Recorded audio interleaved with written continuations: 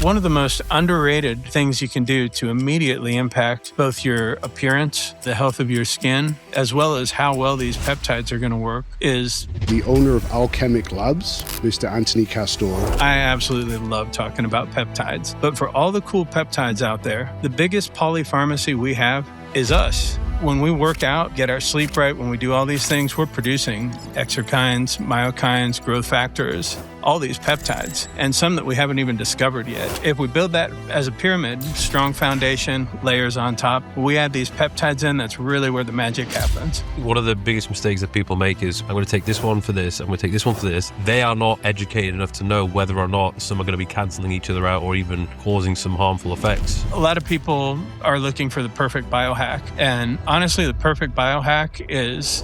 I think you should add to the audience what happened last May, just for the context perspective. So last May... Anthony Castore, welcome to the Hack You podcast. Thank you so much for having me on. I'm humbled to be here. Well, humbled to be here is an interesting start for somebody who's been named the king of peptides and the coach of coaches when it comes to peptides. So Anthony, I've been following you, and Mike, I just shared Mike a little bit, and Mike got excited because I got excited for the last couple of years about everything that you do and the knowledge and depth. I just shared with you that one of the latest podcasts that you had published, I had re-listened 7 times over just to fully grasp the ideology and the approach to have. But for the audience perspective, let's start with the basics. So we have an audience that understands the importance of nutrition, understands the importance of sleep, of activity. We have the training split out there. We understand protein intake. When does somebody like you come in and say, hey, you have the foundation right, let's look into it if peptides might be something that was worthwhile considering and then also adding? I love that we're starting here, and I think this is something that people are really going to want to focus on. That the model I have in my head, my construct, is a lot like a pyramid. And circling back to the stuff your audience is already really going to be familiar with, and we can dig into the mechanism a little bit more on any of these things if you guys want to, but I think about foundational. We've got to have our autonomic regulation, and we've got to have our circadian alignment, and we've got to have our hydration. And the reason before we get to the peptides that we want to think about those things is, if you guys have heard me talk, you know I love analogy, so here I go.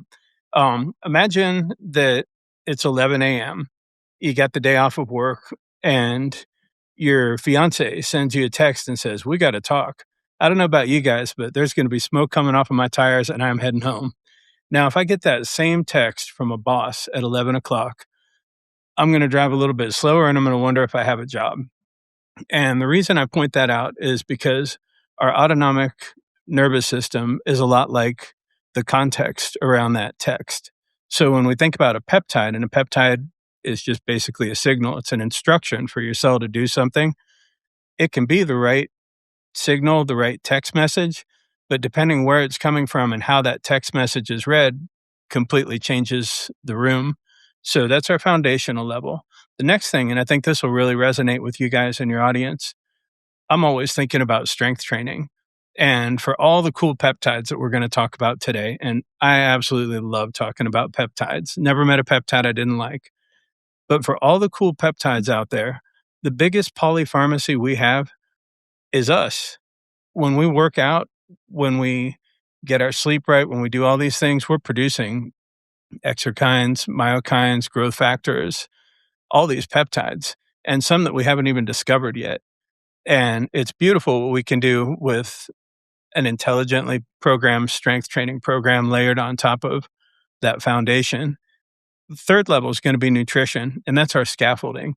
That when we've got the ability to improve the fidelity of a signal from a peptide and get more out of the same things that we're already doing, our exercise, our sleep, whatever, in order to be able to recover from that, we've got to have a solid foundation in place. We've got to have structure. And structure is going to be the choices we make in nutrition, and we want that to match those other inputs. So after we've got this framework, these 3 levels of the pyramid, now we can have the conversation about the fun stuff. And the fun stuff is going to be peptides, small molecules, bioregulators, pharmaceuticals, repurposed pharmaceuticals, all the cool stuff that's out there. But just like a pyramid, if we try to build that from upside down, it's going to tilt over pretty easy. And I'm a good example of that. You guys probably heard my story about what happened last May. But if we build that as a pyramid, strong foundation, layers on top, when we add these peptides in, that's really where the magic happens. That what we're doing is just creating more fidelity around a signal and the environment for that signal to be properly interpreted. I think you should add to the audience what happened last May, just for the context perspective. So last May, do as I say, not as I do, right? I give you guys a little history. Last May was the first time I was going to be speaking, and this is 2025. We're talking about last May. I was going to be speaking at Peptide World Congress, and I was super excited. I'm the first non-physician fellow over there. My background's in strength training. So, of course, I'm thinking, I got to be jacked for this. I'm not going to match brains with anybody up there. So, if I can at least fill my sleeves out, I'll get a couple people nodding their head and a little bit of respect. So, I was all in on my training. I mean, pedal to the metal. I mapped out my 16-week training. I was dieting for it like I was back in my competition days. And on top of that, I've got all these supplements running. And with the basics in place, you know how it is when you're getting ready for a show, you start feeling a little bit tired. So I'm like, no problem. Peptide King knows what to do. I'm going to take something to boost my mitochondrial performance, and I'm going to take something to optimize my sleep. Done. And fast forward a couple days, starting to feel run down again. Well, I probably just need more, or there's a new molecule I can put in. So we're just adding in all these things like I'm going to optimize myself. And it was almost like a vending machine. You want something to come out, you put a quarter in and magic. So sure enough, the peptides just kept stacking up and I was asking more and more and more out of my body. But what I never really took the time to think about was that the scaffolding underneath was wearing out. That with all these things to improve mitochondrial function and to be a little bit more specific, how fast those electrons are moving through, I had worn out that inner membrane. And in doing so, I'd slowed down, created a traffic jam in that mitochondria. And as those electrons were backing up and my body's sensing like, there's a lot going in, but we don't have much ATP coming out, then natural response is your body's going to try to adapt because as much as I want to look good in a t-shirt and up on stage, my body just wants to keep breathing. So it made the best choices it could, but those choices involved things like regulating pH a little bit differently, changing my breathing rate. Long story short, I ended up with a breathing tube stuffed down my throat and hauled off to ICU, a little 5-day insurance paid vacation, if you want to call it that, and a panicked fiance. But, these are the things that are blessings in disguise. If it would have never happened, all the people that I coach would have just been getting we got to take this or we got to take this. And having that happen was really what gave me the perspective that there's got to be a better way to do this. And incredibly, when I was in the hospital, kind of a funny story, but I don't want to take too much time on this, Dr. Seeds himself flew in to visit me. And I hadn't eaten for 4 days. I hardly knew where I was. Comes in the room and I think I'm hallucinating. I'm like, Dr. Seeds? And he's like, hey, what happened, buddy? We're going to get you better. And I'm still trying to piece this together. Dr. Seeds is in the room telling me we're going to get this fixed. He was amazing. He threw me some breadcrumbs, talked about redox, and he helped guide me through putting together a plan to get back. But the funniest story, and this is, if anybody needed another reason not to do this outside of maybe landing in the hospital, when he came in, I was sitting in my bed, so I get up to sit in the chair, had a hospital gown on, and my ass was hanging out. So the joke with him and I right now is he will never be able to unsee my ass, but he's glad I learned a valuable lesson and that he could help me out. So I hope that talks a couple people off the ledge and really gets them to lock in today to the things we talk about that they can use to get the best results out of peptides, but understand it's not about how many more things can we add in. Yeah. Absolutely. I think one of the biggest mistakes that people make is when they read about the peptides and all the benefits that they have, they're like, okay, well, I'm going to take this one for this, I'm going to take this one for this, and this, and then before they know it, there's this whole stack of peptides which they're doing, which, you know, they are not educated enough to know whether or not some are going to be cancelling each other out or even causing some harmful effects. So, I mean, is there any basic rules that you should follow when it comes to stacking different peptides together? Yeah, I think that's such a good question and such a great conversation to have around that is when we think about our starting point, and this double clicks on what we were talking about with the text messages. We want to think about context. So, who is the person standing in front of us, or who are we? And if we want to revisit biology class, it's called phenotyping, where we're going to kind of identify who the person is. And when we have a clear sense of that and what the problem is. So, for example, if somebody's like, hey, I'm running out of energy. So we've got a phenotype of a person running out of energy, but how we're going to differentiate that a little bit more is, are they eating enough? Are they sleeping enough? What are they eating? Is their exercise program appropriate? So all those layers that were underneath the peptides, those are the things that we kind of turn those knobs so we get a specific phenotype. And when we've identified who that person is and the context underneath it, it really narrows the selection of what peptide we're going to reach for or what tool we're going to reach for. And it keeps them from having their ass hanging out of a hospital gown or taking a 5-day vacation. So it's a win all around. So when we return back to the pyramid that you started with, right? Mhm. So let's say we have the pyramid in place and then we're starting. So I think Mike's question is, from a pyramid perspective, the top of the pyramid is an ideally stacked, combination of peptides at different times of the day, different times of the week, of the month, or the year, right? Mhm. But again, from an audience perspective, let's say I am optimized except for the peptide aspect. And that's like, hey, Anthony, what am I going to do there? That's the first question. Where do you start and what do you start with normally? Yeah. So maybe if we kind of walk through it like as if you were a client, this will help people to have something to hold on to. So the question I would have for you is, what is our goal? What are we trying to do? I mean, the majority, again, I think what we're seeing, it's metabolism. So it's weight management or weight loss, number one. Number two is muscle building. Number three is cognitive. I feel like it's more, people are doing it more for Looksmaxxing now. They're doing it for they want to lose, a lot of them want to lose the weight. So I think a lot of them want to look. Okay, so weight loss is definitely number one. So I think one thing is fair. Weight loss, we can't argue over. It's number one. I think it's also part of the looks.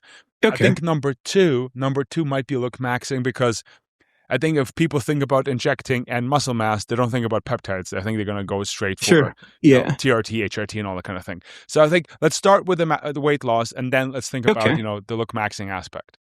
Yeah, that's perfect. So if the person's coming to me for weight loss, the first thing we're going to do is get them on an in-body, and we've established they're optimized. So we're going to say starting point 10% body fat, and let's say they have a phase angle of I'm thinking they're measuring on an in-body 970, phase angle of 6.5, and they have intracellular, extracellular water that's fairly even distribution. So the first thing I'm thinking about in terms of how can I make this person lose fat faster?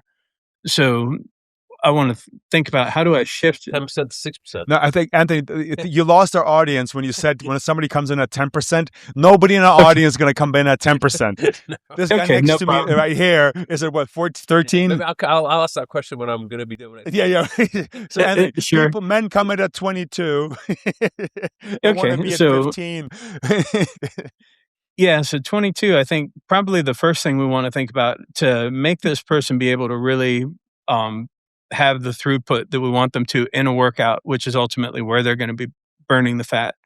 We want to think about what can we do to support energy metabolism and what can we do to protect the mitochondria when we've got oxidative stress being created from all that energy being used. So in terms of what peptide we're going to reach for, what I'm thinking about is if this person's 22%, probably nutrition wasn't perfect before, which is fair. My nutrition's far from perfect. And probably they're just starting to get exposed to exercise. They're consistent, but there's going to be a lot of oxidative stress, is what I'm getting at. So, what I'd start with is probably something as simple as protecting the mitochondria with an SS31. That would work by, if we think about where those electrons go through and where that energy is made, it's like putting padding on the walls of that so it's not going to break down as fast. And just by supporting the structure where the energy is being made, then all the things they're doing in their workout, the sleep they're getting, their ability to recover from the workout, so train frequently and regularly, is going to improve. The second thing I'm probably going to think about is if they're at 22%, they've probably been overeating a little bit. Now, I'm a big eater myself, so there's no judgment here. But if they've been overeating, then that's going to be more of an mTOR dominant situation. And what I mean by that is if we think about AMPK and mTOR, the easy way to get your head around this for everybody, audience, is AMPK is going to be like your fuel gauge on your car. And when it senses that energy is getting low, when that fuel gauge gets low, what it's going to want to do is start breaking down substrate coming from fat, coming from carbohydrate, so that you have energy. Makes sense? And what it's also going to want to do, just like if you were pulling your car over, is kind of clean up the debris. So on your car, if the tires were worn out, we'd change them out. On your body, when your cells are worn out, we get rid of those parts that are broken. So then we got a clean workspace and we have energy, we have substrate available. And then when we think about mTOR, that's going to be that build, which is also important. You know, if we have substrate piling up, we don't build with it, then it's just going to be a lot of expensive material. And if we try to build all the time, but we don't clean up, then that's going to be a really messy looking project and not well constructed. So it's that balance in there. And this is where a GLP can be really, really impactful. In particular, if people have access to it, I like retatrutide. Just to parse apart the GLPs, give people an idea of like what the difference is. So semaglutide is a GLP-1, and it specifically works on GLP receptor. Tirzepatide is a GLP-1 and a GIP, and then retatrutide, GLP-1, GIP, and glucagon.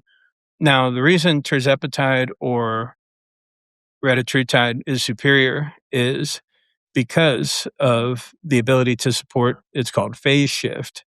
And to tie that back to something people will understand, you know, when you go work out and you get that inflammation from the workout, we get that pump and we break down tissue, right? So what happens is we have these macrophages, and that inflammation, that's going to be phase one. Now, after the workout, after we have a little bit of time to rest, we start getting some food in us, repairs happening, it's going to shift to a phase two. And phase two is what's going to align with that. Let's clean up the mess that we made when we were working out. Let's make sure we have substrate available. So we want to have that shift between phase one, phase two. When people are overtraining, when people are training too hard, so going back to the guy that's 22%, really wants to lose that fat because he's got a big vacation coming up, so he's going hard in the paint right from the start. Cells just aren't quite used to it, and if we're not supporting the membrane, so let's say we didn't have that SS31, what's going to happen is we're going to create oxidative stress, and when we do that, that membrane that we were talking about in the mitochondria, mitochondria's got its own DNA, and this is so cool. Its own DNA, and 100% of it came from our mothers. Thank God my mom gave me good mitochondrial DNA. But what happens is when that membrane starts to oxidize and break apart, that mitochondrial DNA is going to leak into, it's called the cytosol, which is like that space in the cell where all the things are floating around, just kind of that jelly looking space. And the reason that matters is because a little history lesson for everybody. 1 million years ago, our mitochondria were bacteria and our cells didn't have mitochondria. And they kind of intersected, and the cell's like, man, this looks like a pretty good lunch. So it ate the bacteria. And it turned out that bacteria was pretty useful. It could make energy, and they discovered that mitochondria is like, well, now I've got a barrier, extra barrier from the cell. This is helpful. And the cell's like, man, I got really efficient energy production. This is a win all around. So we got a good relationship there with those two. Now, when that DNA from the mitochondria leaks into the cytosol, what happens is the cell that's been living with this bacteria forever starts to think to itself, I might be getting invaded by a bacteria. That bacteria that I ate all those years ago, it sat on it for a while, but now it's pissed. It called all its friends, and it's going to take me over. So it triggers this cell danger response. And that cell danger response, what it looks like in somebody trying to lose fat is when you try to drop calories, nothing happens. The reason it doesn't happen is because the cell is protecting itself. And if you try to raise calories, nothing happens. So it's really kind of a pickle if you think about it. Why doesn't it work if we raise calories? Because if we raise calories, and remember, the membrane's already broken down, this is inefficient at turning food into energy and metabolizing it. It just doesn't have the machinery for it. So then, with this inflammation that's being created, we actually trigger an immune response. It doesn't sound like what we think about when we get a cold, but triggers an immune response. And this whole thing just kind of short circuits our fat loss progress. So going back to original question, I'm sorry, that was kind of a long-winded explanation, but I just want people to understand why are we picking these tools, and what are the first ones that we reach So for. the tools are LP, SS31. Just from an intake perspective, what we're talking about is that's daily for 6 weeks, 8 weeks, 12 weeks. What's the duration there? From a dosage perspective, can you give us some guardrails just to understand what the starting point would be? So on the SS31, the way to think about it is less about how long are we going to take it and more about what do we want to do.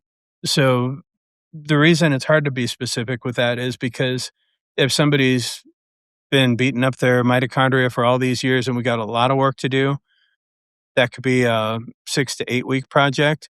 If somebody's a little out of shape but doesn't have much work to do, they just need something to stabilize that cardiolipin while we get those good fats in there for repair, that could be 3 weeks. In terms of frequency, anywhere from in Barth syndrome, it's something they would use every day at 40 milligrams.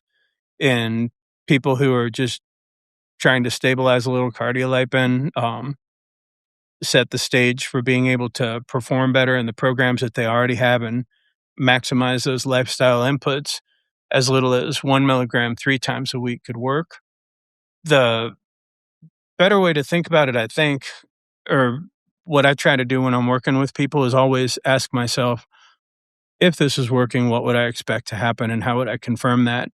So if the mitochondria is stable and it's working, what I would expect is, for example, I use a breath analysis machine. If people don't have one, you can order like a Panoe, or not a Panoe, the Lumen. It's pretty cheap.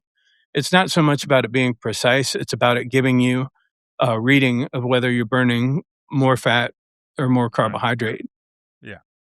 And if somebody's mitochondria is healthy, we would expect to see more in the middle, that right after a workout, when we're restoring glucose and we're putting in food, we'd expect to see more glucose utilization. But in the morning, when we wake up fasted, we'd expect to see more fat utilization.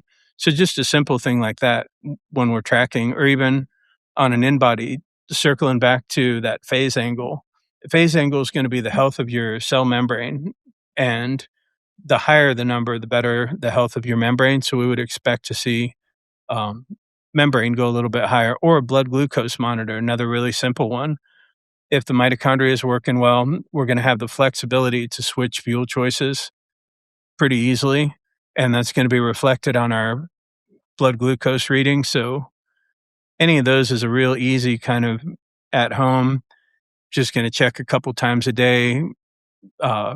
is my mitochondria doing better? And if it's doing better, the thing to think about is, okay, we've established it's doing better. So let's hold this in here. Let's think about what are the demands we're going to be asking for the rest of our program. And do we need more throughput? Do we need more support for protein synthesis? What are those demands going to be? And with regards to the SS31, it's in there for structural support. So it's a lot like training wheels on a bike. We want to have it in, we want to have some protection, but we don't want to ride around with training wheels forever. My fiance would think I was pretty goofy at 53 with training wheels on my bike. So we take the training wheels off and we watch those markers that we were watching. And if they stabilize, if they're still good, perfect. That peptide sent that signal was received and the cell internalized it. If we see a regression, we can make the assumption that probably a good idea to put it back in. We have a little bit more work ahead of us than what we thought. And on the retatrutide, from a dosage perspective, and also timeline. Yeah, so on the retatrutide, I'm a big microdose guy. So for myself, I've used it for over a year and I've never gone over a 0.5 milligram, and I'm consistently getting good blood sugar readings. And what I want to see on people is a blood sugar between 75 to 95. That if we're going under 75, wouldn't be any benefit to that we could be dipping into hypoglycemia. If we're going over 95, I think there was a study done, Kaiser Permanente, and I think it was every point over 92 was something like an 8% increase in risk for late onset diabetes. So 75 to 95 is going to be that pretty healthy range. And when somebody's in there, that's really where we want to hold the dose. And what you're going to hear from people is, when I first started using this, it killed my appetite and now I'm getting the food noise again. And what's so interesting about this is it's my theory, and it seems to be backing up the more data I'm getting, is it's really not the peptide stopped working type of thing. It goes back to that foundational level and autonomic regulation. So think about what happens if we get stressed. You guys probably remember those midnight infomercials. You get stressed, you release cortisol. Exactly. So you release cortisol when you get stressed. And what's going to happen if we release cortisol? We're going to release glucose. And what's going to happen if we release glucose? The pancreas is going to have to make insulin. So that pancreas is going to start working harder and harder to try to keep that glucose down. And it's going to be playing this kind of tug of war. Ultimately, stress is going to override whatever dose you end up putting in for the GLPs. And that's why we see people at the top of the dose spectrum that are still saying they're getting food noise because they never addressed the autonomic component. So the tool I would reach for if somebody's telling me they're getting food noise, but their sugar's in the 75 to 95 would be like a neural therapy, which is a procaine injection, stellate ganglion block. And that's going to be a simple procedure they can do that is going to change the action potential of a nerve, which is just basically like how ready it is to fire. And that's going to reset vagal tone. And when you reset vagal tone, that's going to reset stress response. So without having to increase the peptide, we've solved the problem and we've put them even farther ahead by doing something for that foundational level of nervous system. When you say 0.5, is that 0.5 every other day? Is it 0.5 per week? 0.5 per week. I'm big on just doing it once per week. And I know some people like to do the microdose throughout the week. The reason I do it per week is because these things are designed to have a long half-life and it's a 1-week injection. And if we do the microdoses, the way the pharmacokinetics kind of pile up, we're going to end up with a lot more in our system down the road than what we're anticipating. And that's going to distort a lot of the signaling. That I want to have a good, clean signal coming in there. And I want to be able to compare apples to apples. I've got a follow-up question on that. I've got a friend who, he was micro-dosing the retatrutide. I think he lost over like 10 kilos, looked great, but he wanted to have a break from it because I think he'd been doing it for like 2 or 3 months. And I messaged him the other day to see how he's doing, and he said, "Yeah, I've stopped it now, and the hunger's back." And I think now he's in a better position where he can kind of navigate through that hunger. But is it just one of those things where it's like, "Hey, welcome to the real world again. Like this is what it takes to actually lose body fat. You got to suffer a little bit." Is that the case for most people when they do phase off it? Would it make sense to gradually phase off the Reta, or just stop and just, deal with it? Is there a way that they can kind of keep this either fat loss journey to continue, or at least at that point stay at maintenance? Yeah, absolutely. So I think the best way to do it is, depending on how high the dose is, to think about tapering down. So if we were using a half a milligram like myself, what I would do is, instead of every week, I would just go to every other week, and then every third week, and then every fourth week. The actual hunger coming back, though, it's got to do with some other things that are really easy to fix while they're on the retatrutide or GLP-1 in general. So a lot of people, when they're on these things, because these create such an optimal environment for fat loss, they don't make the necessary adjustments to like fluid intake and amount of fiber they're eating, all those things during the GLP. And then when you yank that GLP-1 out, just as you said, it's like, welcome to the real world. Your food's going to digest faster. You're going to need to stay hydrated more. I think those are the things that people overlook. So the strategy that I like to use with people is, when we start these, I have them not only track the how they're feeling, how their workouts are, but I also have them consciously write down, like, I drank this much water per day, and I ate this much fiber per day.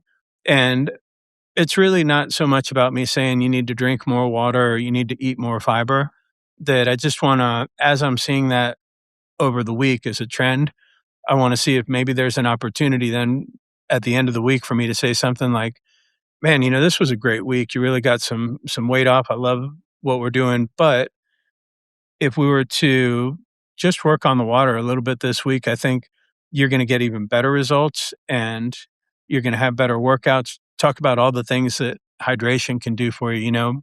If you're dehydrated, that can cause up to a 30% decrease in strength. So just put it into something that they're going to want to do because they see the benefit from. And with the fiber, I just tell them, you have an opportunity here. That food's moving slower through your stomach, and it's going to ferment, and there's going to be bugs that are going to grow from it. We want the best bugs in there. So let's make sure we're putting the fiber in there so that we can populate that gut with the right microbiome, instead of going and buying Acromantia or urolithin A. And I mean, those are great supplements. I love them. But instead of spending all the money on that, like, let's just take advantage of this GLP and rotate some fibers and see what we can accomplish while we're doing this. And with those habits in place, when you take the GLP-1 out, the real fullness is going to be coming from right amount of fiber, right amount of hydration, and dilution of stomach acid. And they're going to hit the ground running without the hunger bounce back. Anthony, besides the SS31 and the Reta, just to round up on the weight loss, is there a third product, just to not limit you to peptides, that you would add to the stack from a foundational perspective for fat loss? Yeah, absolutely. There are so many that we can choose from, but I'll give you guys a couple, and we'll explain like what the use case would be for each of them.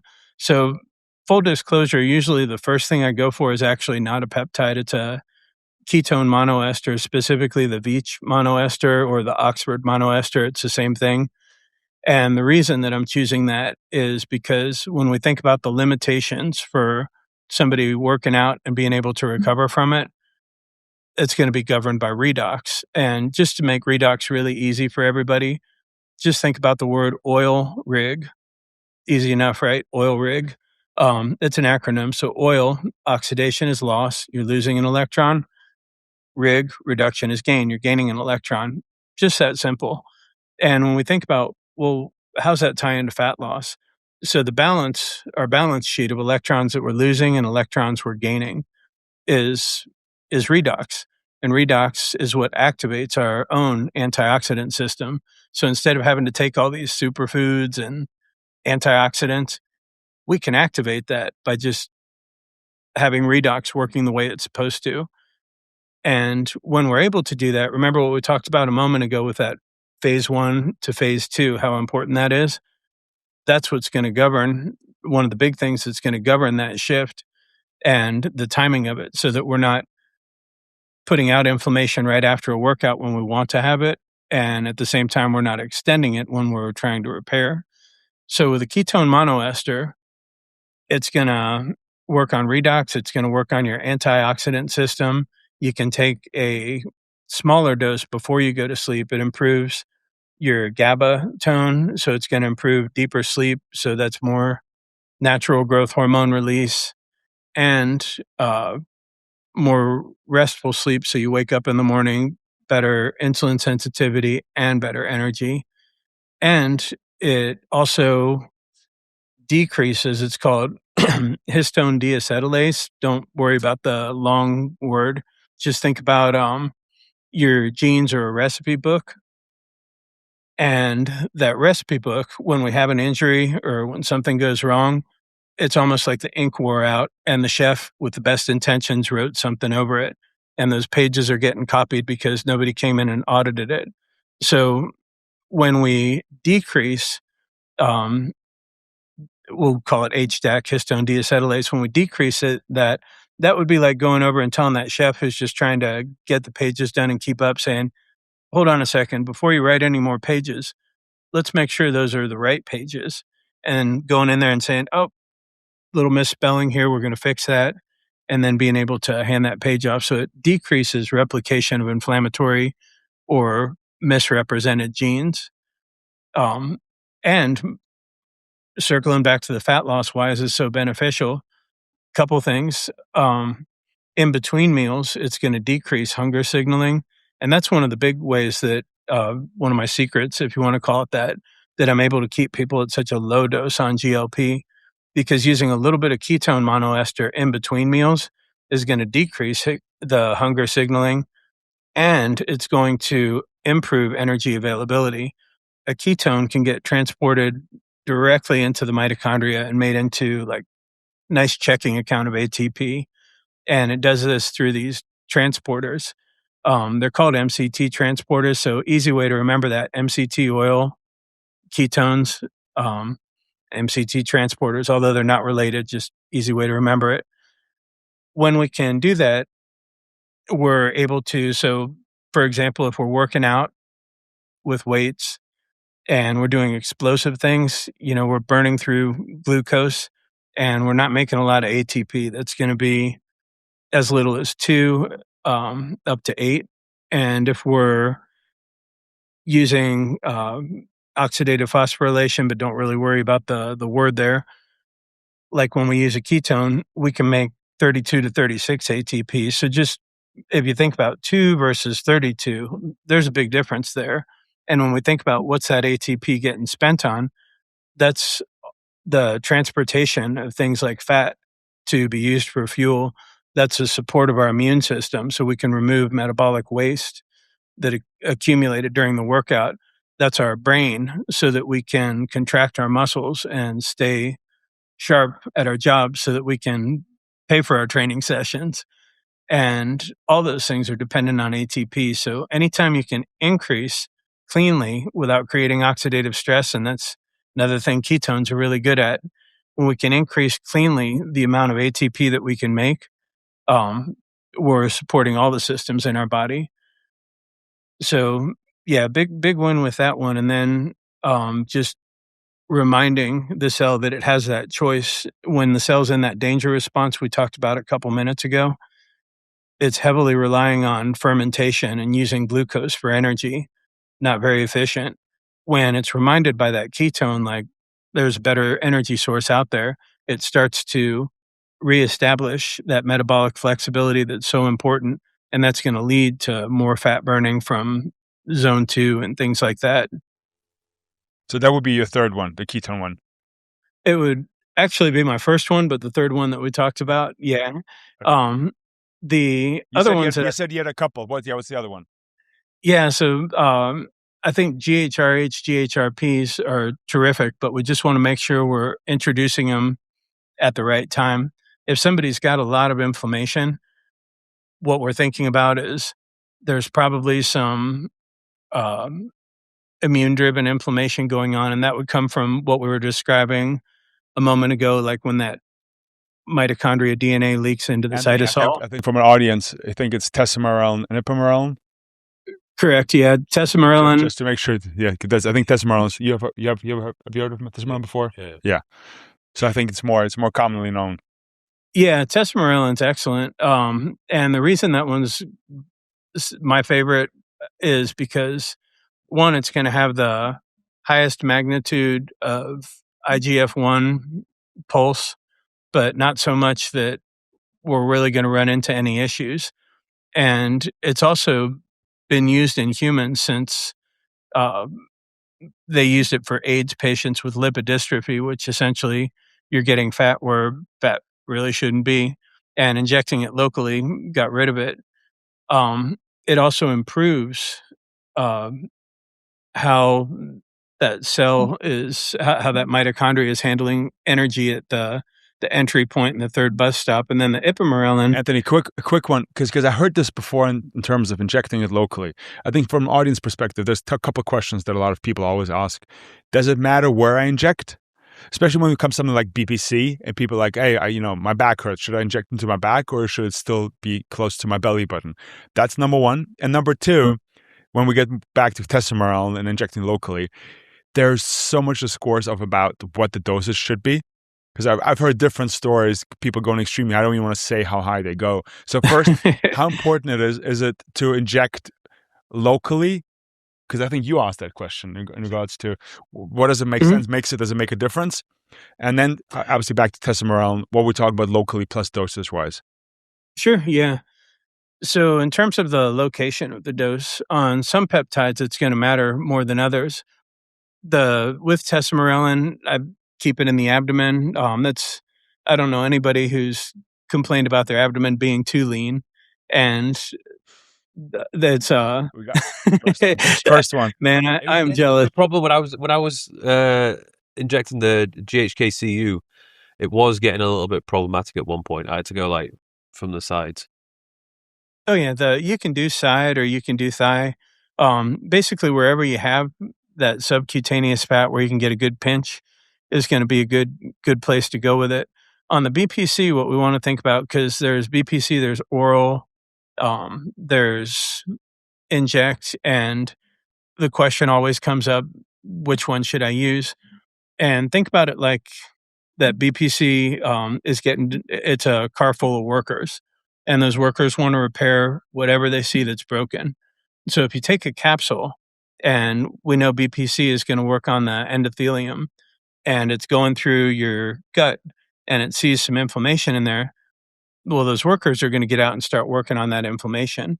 And then they're going to go around and they're going to go down by your knee and they're going to say, that's an old one, but this is a quick fix. I'm going to jump out and fix it. By the time they get up to, we'll say, the back, if you started with 10 workers in the car, maybe you just got the driver. Now, if we were to go in the back, if we think about that as the entrance ramp, those workers are going to be like, wow, we really got a situation on our hands. Like, this is going to take about 8 of us. So there's going to be more concentration at the site. And there's still going to be the driver and the passenger that make it to the gut, and you're going to get the benefits there. So with BPC in particular, thymosin beta 4, those are some that I want to be more localized with. Something like tesamorelin, ipamorelin, I just want to find a spot where I've got good sub-Q I'm able to pinch. And with some of the other ones, easiest way to answer the question about like where we want that dose to be, just think about what we're trying to do with it. So something like Selenk or Semax, um, we're wanting that to work on the brain, and the nose is close to the brain, so it's going to go to that cribriform plate and work in the brain. So yeah, wherever the problem is, we want to try to get more of the solution. But let me jump ahead though. Let me jump ahead real quick because we're going to talk Looksmaxxing.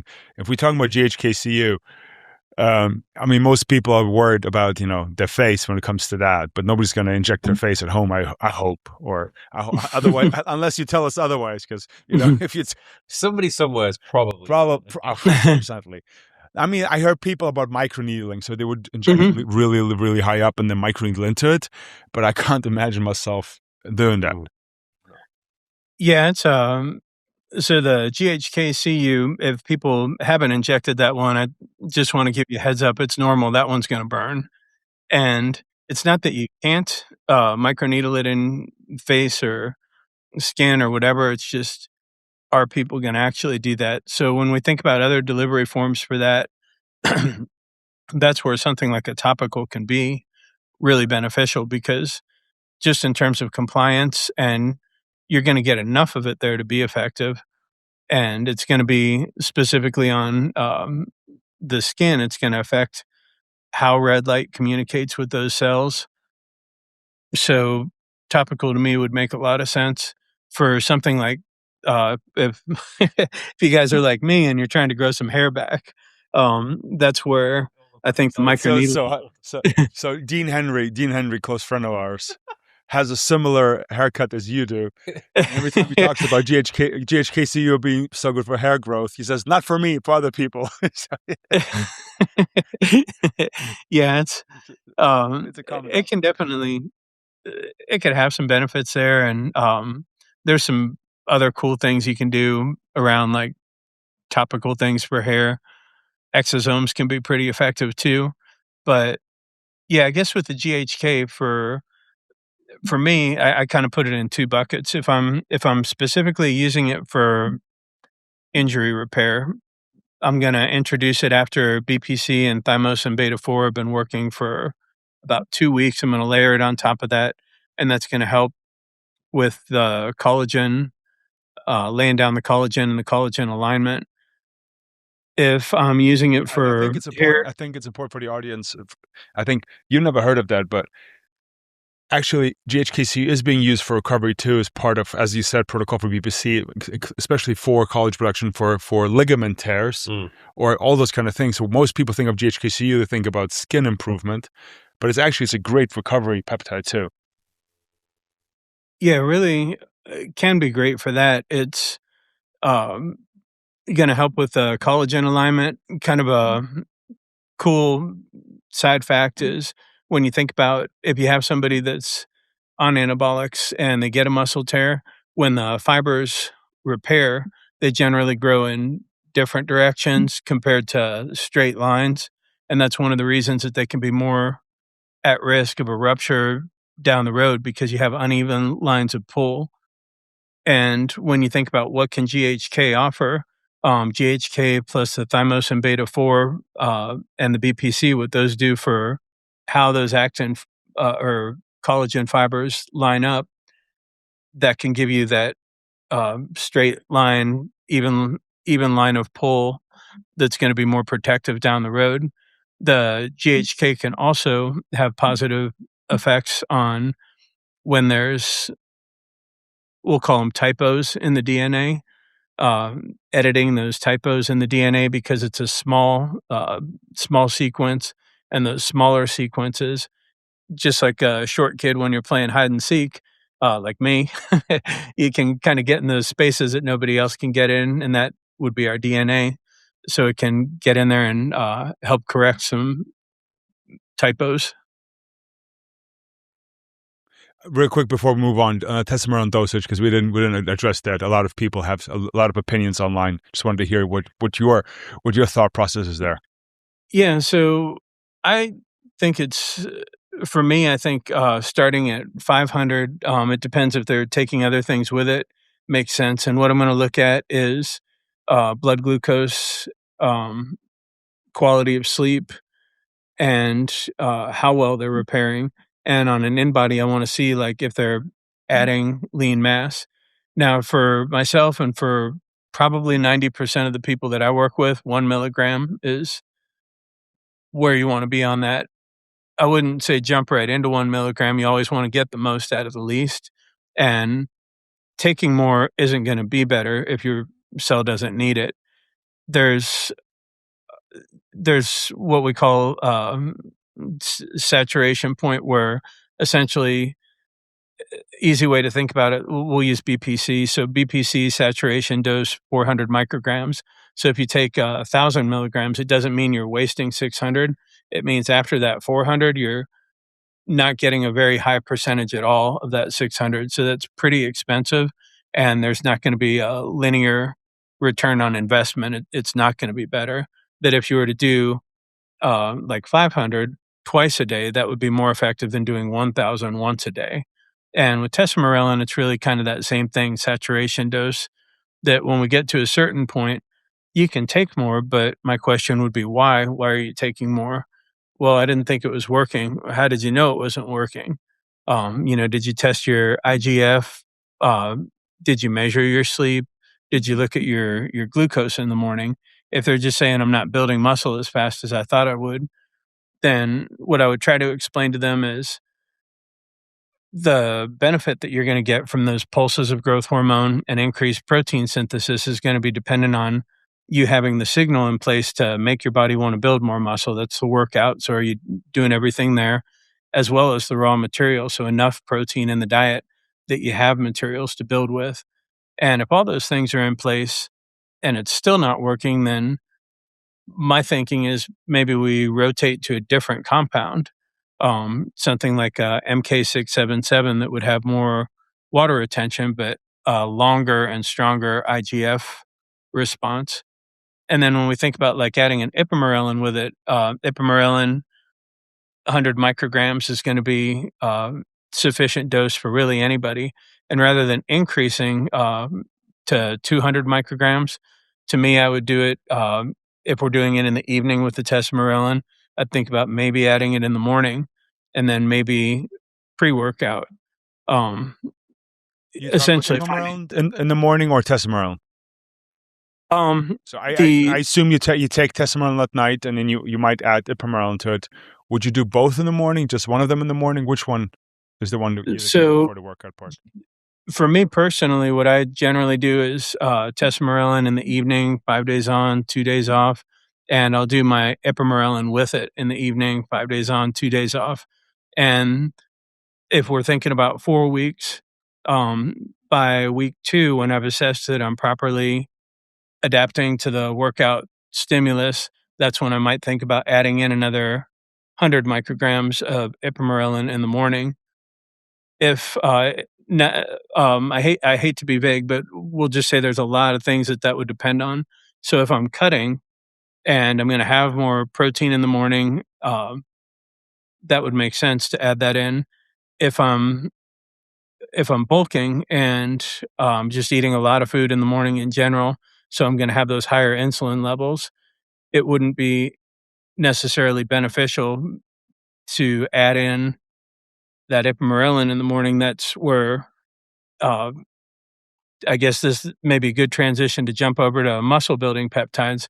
This is where I think about use case scenario for MOTS-c, which is going to improve the ability of that mitochondria to choose which fuel source it's using, sugar or fat. And when that glucose is rushing in, mTOR signaling, it's going to more effectively say, this is a fuel we're using, let's get it to where it needs to be. When we're doing something like our zone 2, it's going to effectively switch us to that beta oxidation. So it's overseeing the switching of fuels a little bit more, and in a higher calorie situation. Additionally, it's, going back to that mTOR AMPK balance that we want to keep. MOTS-c, they call it an exercise mimetic. And what that means is it mimics the effects of like zone 2 cardio.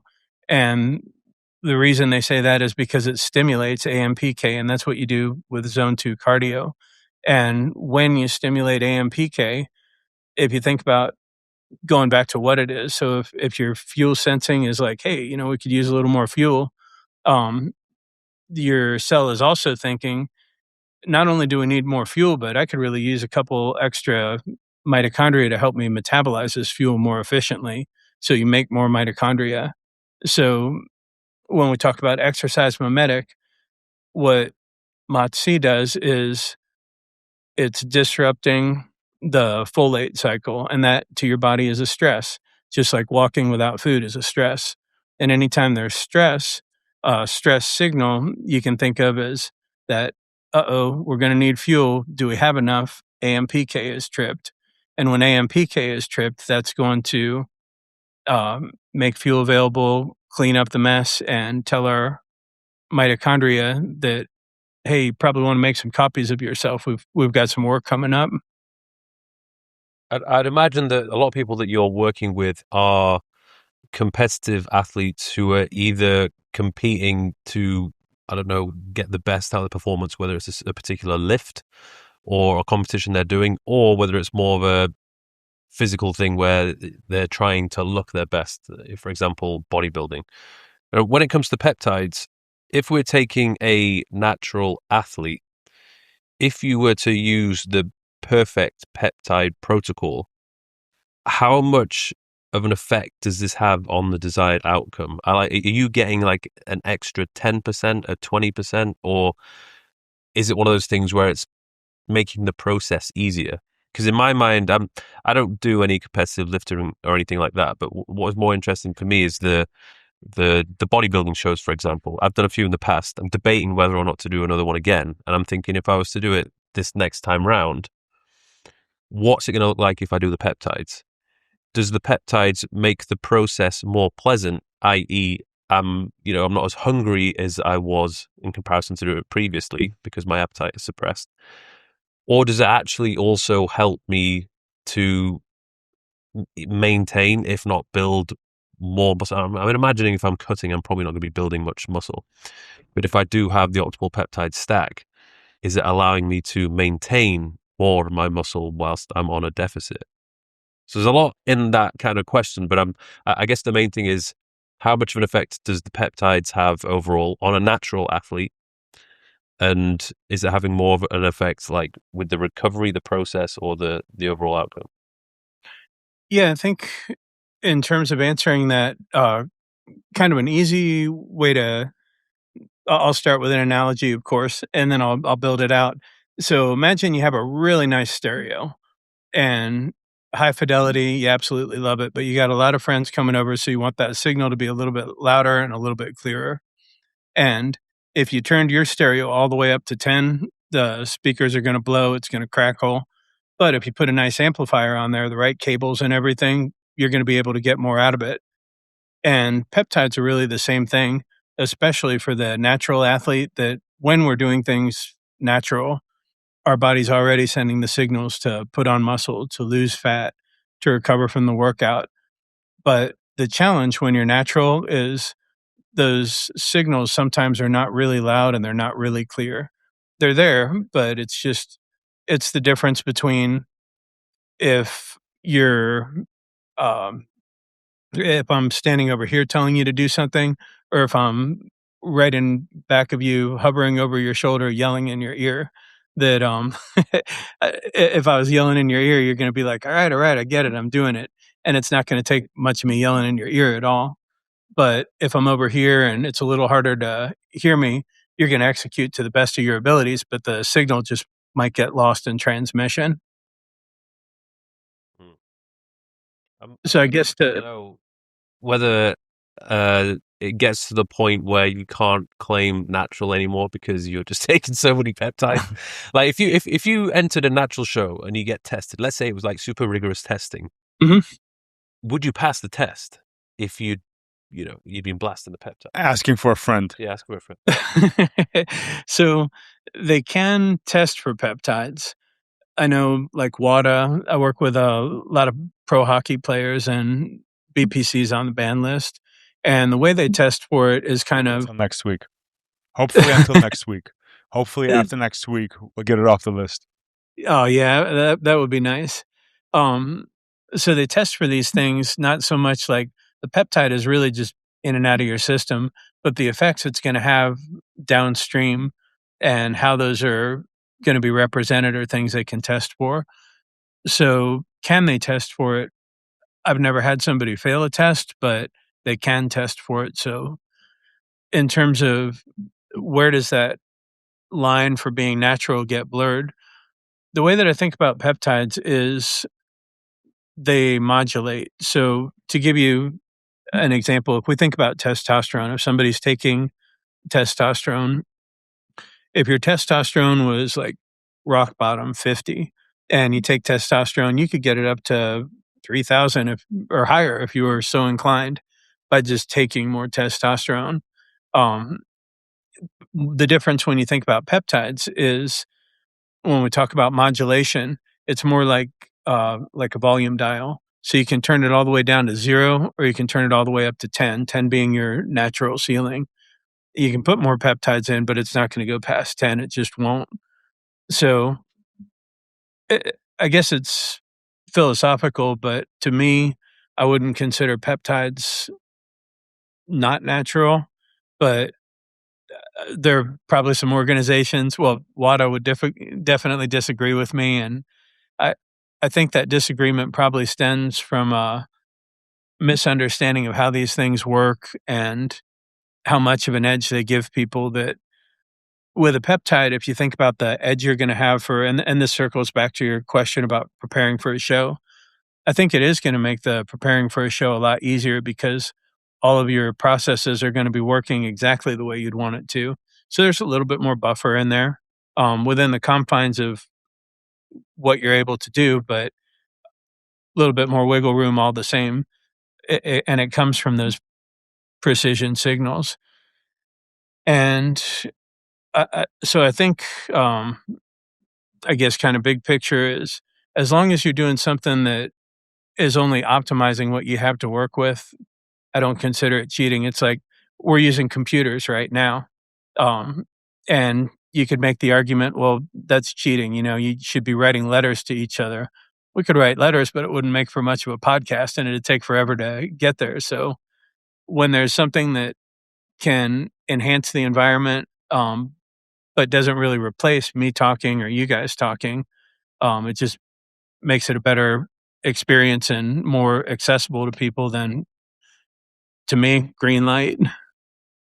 Yeah, I think your analogy with the stereo was great. It's the same stereo. It's just because, certain things need amplification, but it's still the same capabilities you're capable of. Mm. And if they can't handle the sound at 10 and you need to do the amplifier, then that makes total sense. But you don't change the stereo. The stereo is the same thing.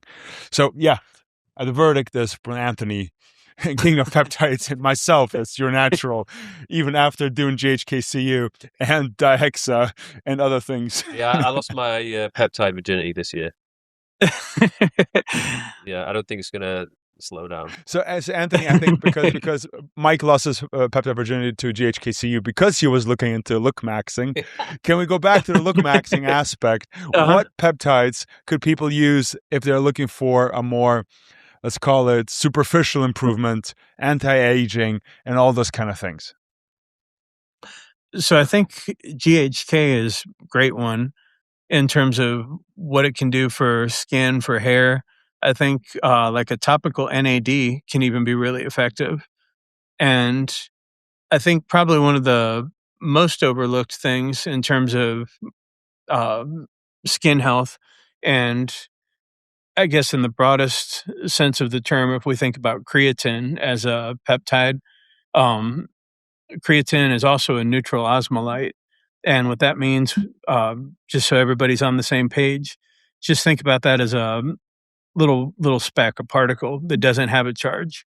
And what that means is that with our cells, that if we can get a bunch of these little specks in the cell without a charge, so it doesn't fry the circuit board, the membrane, and that mitochondria, water is going to follow.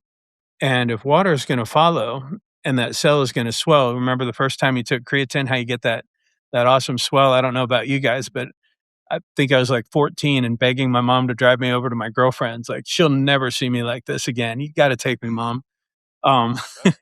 So, yeah, yeah. And so, um, just to circle back to the creatine, that's that whole a neutral osmolalite going in a cell, the water following it, and it's swelling. So when we talk about aesthetics and appearance, um, anybody who's competed or seen those bodybuilders knows that a lot of that is just recompartmentalization of water. And when we think about the actual texture of our skin, that's going to be the elasticity of our skin, and that's going to be a reflection of hydration. So, one of the most underrated things you can do to immediately impact both your appearance and the health of your skin, as well as how well these peptides are going to work, is proper hydration. And proper hydration is really um, that's on that foundational level of the pyramid. And when we talk about proper hydration, my formula is, and I can't take the credit from this. I learned it from Dr. Seeds himself, smartest man I know and awesome mentor. But it's a mixture of 5 grams of creatine, 5 grams of alanine, 4 grams of glycine, 4 grams of glutamine, 3 grams of lysine. So why are those amino acids in there, and where are the electrolytes, right? Those amino acids are neutral osmolytes, so they don't have a charge, and they're going to go in the cell and they're going to make that cell swell. So in terms of appearance, what that's going to look like is that water that was between the skin and the muscle is going to go in the cell. And now you're going to look pumped up all the time. But there's an even bigger benefit to it. When that cell swells, when it's got volume, the receptors for things like testosterone and the receptors that peptides would use to signal, those are going to be present so the cell can communicate effectively. If we want to call it scientifically, it's polarization of the cell. And when that cell is polarized, it also supports that M1 to M2. So we lose that inflammation, again, that puffiness. So with just having the right combination of ingredients, and then we add our electrolytes and minerals to that. I use like the LMNT, 2 packs of LMNT, that little formula that I told you about, half a gallon of water, and you just sip it throughout the day. You're going to recompartmentalize that water. You're going to improve the elasticity of your skin. That GHK is going to signal better because the cell is polarized, and that'll cost you less than $1.29 a day. And you should be drinking water anyway, so why not? Amazing. Anthony, before we wrap up, part of the Hack You, what we're trying to achieve is to give the audience some actionable, let's call it advices from the things we can do. So we do a little bit of a quick fire question at the end, just a little bit back and forth just to generate additional content. So we'll start with the first question is, one supplement you'd never give up. Ketone monoester. Ketone monoester. What do you think is one of the most overrated peptide right now?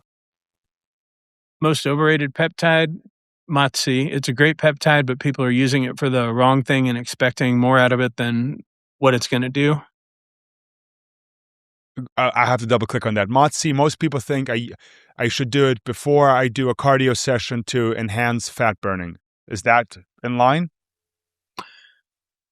So, shortest answer I can give you on that, correct on the timing. Enhanced fat burning is where things start to get a little bit muddy.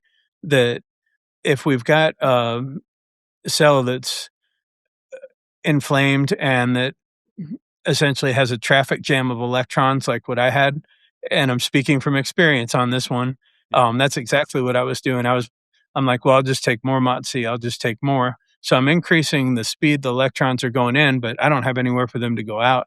So I'm creating a traffic jam, and that's not going to improve fat loss.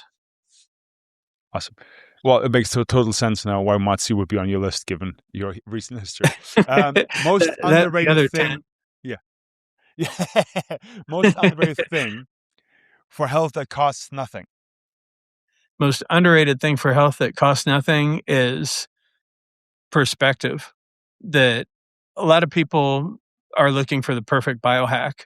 And honestly, the perfect biohack is really simply, every situation that you're going to encounter is going to have a lesson, a blessing, and an opportunity. Those three things: lesson, blessing, opportunity.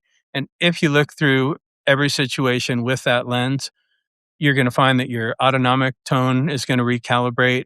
You're going to find opportunities where you never thought they were. Instead of thinking like, man, why'd I break my arm?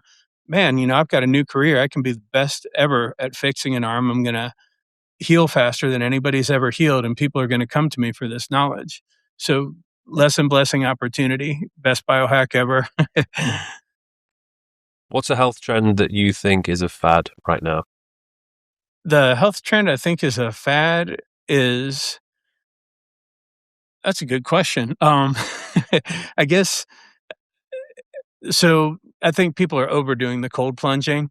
I don't think it's a bad thing. I love cold plunge, but people are just they're going bananas on it every day, and they don't really understand why you're doing it or where the benefit comes from. And I, I think after it's not going to take too long for people to be like, "Hey, this isn't working anymore," and I actually don't like cold water, and my wife's kind of pissed that I got water all over the basement floor, so this is out. What do you do daily that most people skip? Journal. Every morning when I wake really? up, 5 minutes. it's actually about 15 to 20, and I never put a clock on it. Some mornings it might just be 5. Some mornings I'll write for 30 minutes. I always write in cursive, and I always journal. And there's no structure to it. It could be something as simple as I woke up, this is what's on my mind, and I'm just dumping thoughts on paper. Or it could be reflecting on something. But when you journal, there's a lot of benefit to it that people aren't really going to realize until they actually do it. That if you think about the difference between starting a day with a clear head and a list on paper of what you've accomplished and what you will accomplish, it's a lot different than trying to simultaneously start your day, rush, process all these thoughts. It's like you have as many inputs as outputs, and it just creates chaos. That little time that you set aside to put it down on paper is a huge step forward for organization and perspective, just realizing how much you have to be grateful for, how far you've come, and all the great things you're going to do. Mike, do you journal? So you were right. What do you daily do that most people skip? Mike and I have never journaled in our entire life, which I think, when did you start journaling? So I started when I was 14, and I haven't been consistent since I was 14. The same time we started creatine. I get it. I probably started journaling my experience with creatine, but I can tell if you had to ask your mom to drive you to your girlfriend. Yeah, but today was a great day. Yeah, absolutely. Journaling from such an early age, you can go back and look at. It's like a time machine. Stuff it's like a time machine, man. Yeah. I wish I would have kept my journals, and I'd be lying if I told you guys I've been consistent since I was 14. It's been on and off, but this is what's so cool about it, and this is why I keep going back to it. Because, recently, example, like I had a conference I went to in Hawaii in March, didn't suck, and with all the travel, I didn't bring my journal with me. I've been journaling every day, and I was like, all right, I'm going to enjoy Hawaii. And I got back, things were busy, didn't journal for about 6 weeks. And little things, like my sleep wasn't as good. My recovery wasn't as good. I was starting to just feel more like I was doing a lot, but not making progress. And it wasn't until like probably a week ago, I'm sitting there, I'm like Ben Franklin, I do self audits. And I looked at what am I not doing? Journaling. So I was like, I'll start journaling again. I've learned this lesson so many times that I shouldn't have to relearn it. I mean, in 53 years, starting at 14, you can imagine how many times I've stopped and restarted. But anyways, went back to journaling. Sleep has trended back up. It's really crazy how it lines up. Work-wise, I feel a lot more productive in less time, which is terrific because that means more time for my fiance, my dog, my cat, and all the nerdy stuff I like to read about. So for me, it's been a big win, and I don't want to say I'm never going to stop doing it because I know I'm going to get busy and forget to do it, but I'll relearn the lesson again. And one of these times it'll stick. Awesome. Anthony, thanks so much for your time today. Can you please share with the audience where you can find more about you? Yeah. Thank you again for having me on. Both of you really enjoyed the conversation. I've got a school community. It's called Castore Built to Adapt. And I've got a couple hundred articles in there, as well as a members community where I built out some courses. Anybody wanting to learn more about the peptides, but feeling intimidated by all the numbers and letters and everything, I have a course in there I created called Biochemical Fluency. It's what I wish I had when I started. And it takes all the complexity out of it. It teaches you to read these things like a story, and it really makes it fun and memorable. I'm on Instagram, just at Anthony Castore, no creativity points there. And I spoke at the Peptide World Congress 2025, 2026, and hopefully 2027 get to speak again. And your guys' podcast, of course.